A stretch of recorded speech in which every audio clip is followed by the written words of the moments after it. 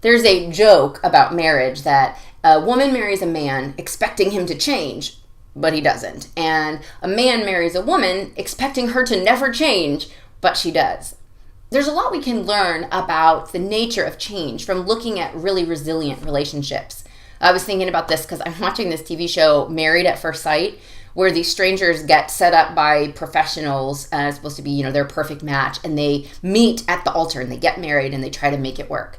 And this one guy this season, he keeps complaining that his wife is trying to change him. I'm not going to change who I am, man.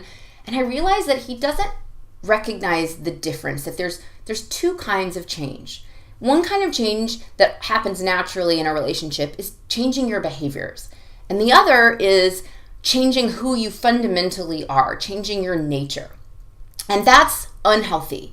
But that's not what this woman was asking him to do on this TV show, but he was acting like she was.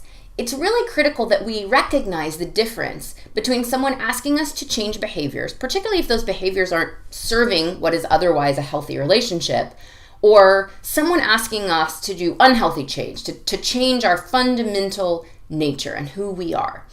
So it's healthy to change behaviors in a relationship if it's a good relationship. I've changed some behaviors in my marriage. My husband has. I used to want to plan things out weeks and months in advance, and my husband, that drives him bonkers. So we've come to a compromise. We don't do that anymore. My husband would eat 14 meals a week out of the house at restaurants if I would let him, but I want to eat a little healthier and eat at home. So over time, we've eaten more and more at home. It's really good to change behaviors if it's supporting an otherwise healthy relationship.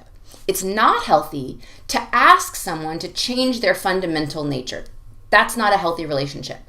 But it's also not healthy to accuse someone of trying to change your fundamental nature if what they're really doing is just asking you to change a behavior that's subverting the relationship. So be very clear on the two types of change that are often requested in a relationship, which one is healthy and which one isn't. That's going to help you have a healthier, more resilient relationship when it comes to change. Change is natural when two people get together, and sometimes it's really great.